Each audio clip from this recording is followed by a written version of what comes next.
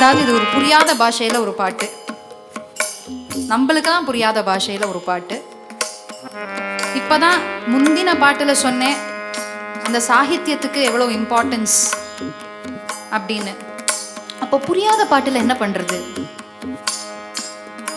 உண்மையை சொல்லணும்னா வார்த்தைக்கு வார்த்தை எனக்கும் அர்த்தம் தெரியாது, ஒரு ஜிஸ்ட் தான் தெரியும். ஆனால் எப்படி இதுலேயும் பக்தியை கொண்டு வரணும் அப்படின்னா, வேத பாராயணம் கேட்குறோம், எல்லாம் நம்மளுக்கு புரிஞ்சுடுறதா?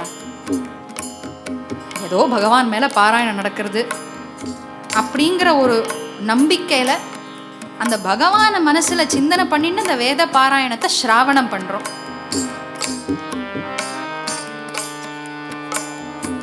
ஸோ இதே மாதிரி புரியாத பாஷையில் இருக்கிற பாட்டெல்லாமும் இது மராட்டியில் இருக்குங்கிற அளவுக்கு முக்காவாசி பேருக்கு புரியும் நினைக்கிறேன். மராட்டியில் முக்காவாசி ஒன்னா விட்டலன் மேல இருக்கும், இல்ல அவன் வந்து கிருஷ்ணனுடைய அம்சமா இருக்கிறதுனால கிருஷ்ணன் மேலேயே நிறைய கௌளன் இருக்கும், இல்லைன்னா சந்துக்கள் மேல இருக்கும். பகவானை மாத்திரம் நினைச்சுட்டு பக்தால நினைக்கலன்னா பகவான் வரமாட்டான். அதனால எப்படி இருந்தாலும் விட்டலனை நினைக்கும் போது சந்துக்களையும் நினைப்போம். எதுக்கும் இருக்கட்டும் அப்படின்னு ரெண்டு பேரையும் நினைச்சுட்டு இந்த பாட்டை நம்ம மனசார அவருக்கு சமர்ப்பணம் பண்ணோம்னா அந்த ஒவ்வொரு வார்த்தைக்கும் அர்த்தம் தெரியணுங்கிறத அவசியம் இல்லை.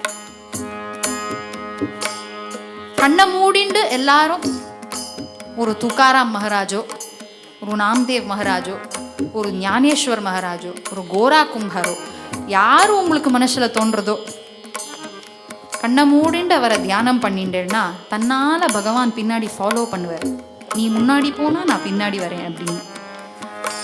அதனால முதல்ல எப்பவுமே பாகவதர் தான், அப்புறம்தான் பகவான். அதனால எல்லாரும் அந்த சந்துக்களை மனசுல நினைச்சுண்டு தியானம் பண்ணுங்கோ, பின்னால பகவான் வருவான்.